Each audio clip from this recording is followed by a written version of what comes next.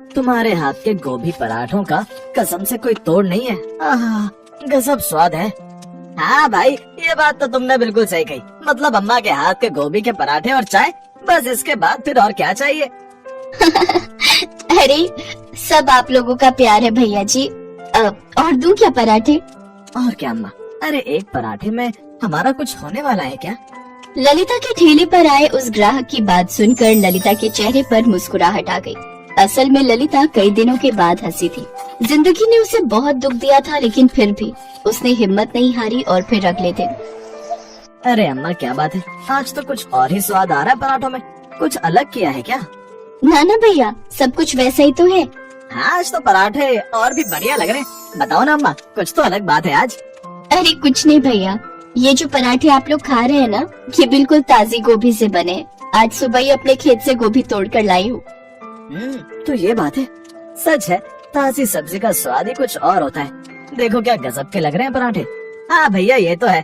अच्छा अम्मा, चलते हैं। ये बताओ कितने पैसे हुए? आपके 4 पराठे हुए, तो आप बस 80 रुपए दे दो। सही है अम्मा, केवल 80 रुपए में 2 लोगों के पेट और मन दोनों भर गए। और क्या चाहिए, ये लो आपके पैसे। ठीक है अम्मा, राम राम। राम राम भैया, राम राम। वो दोनों ललिता को नमस्ते करके आगे बढ़ गए। ललिता उन दोनों को जाते हुए देख रही थी। उन दोनों लड़कों को जाते हुए देखकर ललिता को अपने बेटों की याद आ गई। ललिता आज बिल्कुल अकेली थी, लेकिन कभी उसका भी भरा पूरा परिवार था। मगर एक सड़क हादसे में ललिता के पति और उसके दोनों जवान बेटों की मौत हो गई थी। तभी से ललिता अपना पेट पालने के लिए गोभी के पराठे बनाने लगी। उसके दोनों बेटे हमेशा उससे कहते थे कि वो गोभी के पराठे बहुत अच्छे बनाती है। जब भी उसके बेटे की उम्र के लड़के उसके ठेले पर पराठे खाने आते और उसके पराठों की तारीफ करते, तो उसे ऐसा लगता जैसे उसके बेटे ही पराठे खाकर उसकी तारीफ कर रहे हो। फिर एक दिन, अम्मा आज पराठे खा नहीं पाऊंगा, तुम एक काम करो, जल्दी से पराठे बनाकर पैक कर दो, मैं घर जाकर खाऊंगा। हाँ अम्मा, मेरे लिए भी 2 पराठे पैक कर देना।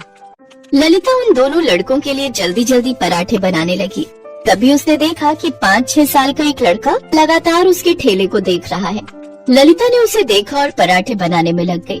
ऐसे ही 2 घंटे बीत गए। वो बच्चा ठेले को देखता रहा। तब ललिता उसके पास गई। क्या हुआ लल्ला, तुम इतनी देर से यहाँ क्यों बैठे हो? आंटी, मैं खो गया हूँ। हैं? खो गए हो? अब कहाँ रहते हो तुम? नाम क्या है तुम्हारा?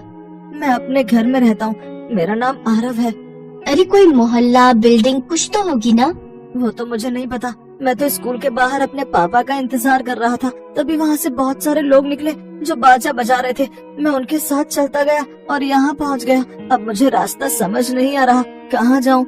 अच्छा, अब समझी। तो तू प्रभात फेरी वालों के साथ आ गया।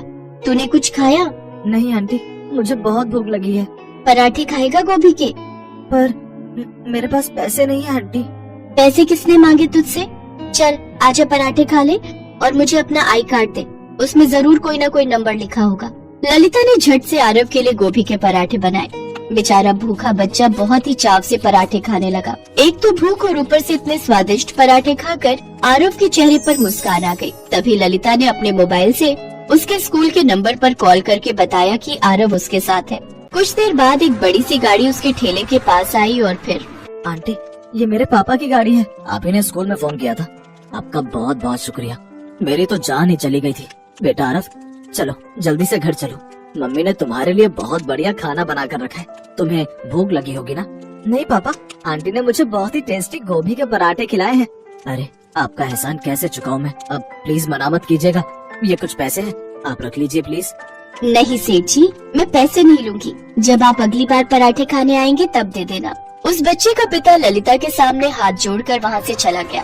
वो ललिता की ईमानदारी और उसका बड़प्पन देखकर बहुत खुश था। अगले दिन शाम को फिर से वही गाड़ी ललिता के ठेले के पास आकर रुकी।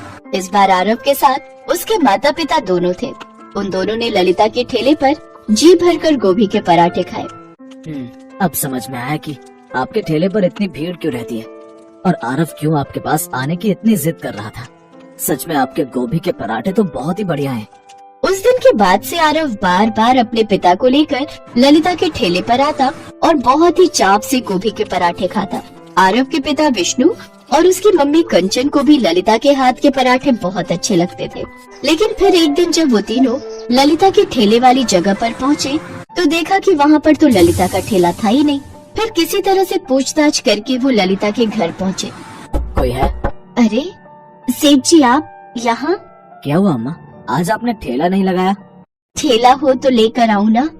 क्या हुआ, कहाँ गया आपका ठेला? 10 दिन हो गए सेठ जी, किसी ने मेरा ठेला चुरा लिया। मैं तो बस जरा शौचालय गई थी और तभी 4 बदमाश आए और मेरे सारे बर्तन और ठेला चुरा कर ले गए। मैं पुलिस के पास भी गई। चौराहे पर वो कैमरा लगा था, उसमें वो चारों चोर मेरा ठेला ले जाते दिख रहे हैं। पुलिस वाले कहते हैं कि वो चोरों को ढूंढ रहे हैं, पर मुझे पता है वो लोग नहीं ढूंढेंगे। अब तो मेरे पास कुछ और करने को है भी नहीं, तो बस लोगों के घर जाकर बर्तन मांजती हूँ। ललिता की बात सुनकर विष्णु को बहुत दुख हुआ, लेकिन वो ललिता से बिना कुछ कहे वहाँ से चला गया। कार में भी वो बिल्कुल शांत था। और फिर अम्मा के साथ बहुत बुरा हुआ ना पापा, क्या हम उनके लिए कुछ नहीं कर सकते? करेंगे बेटा, जरूर करेंगे। अगले दिन विष्णु फिर से ललिता के घर पहुंचा और उसे जिद करके अपने साथ अपनी कार में बिठा लिया। वो उसे उसी जगह पर लेकर गया जहां वो पहले अपना गोभी के पराठों का ठेला लगाती थी।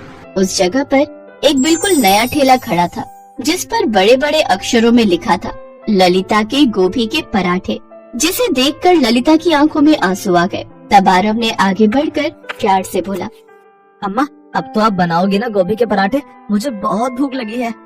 हाँ लल्ला, जरूर बनाऊंगी।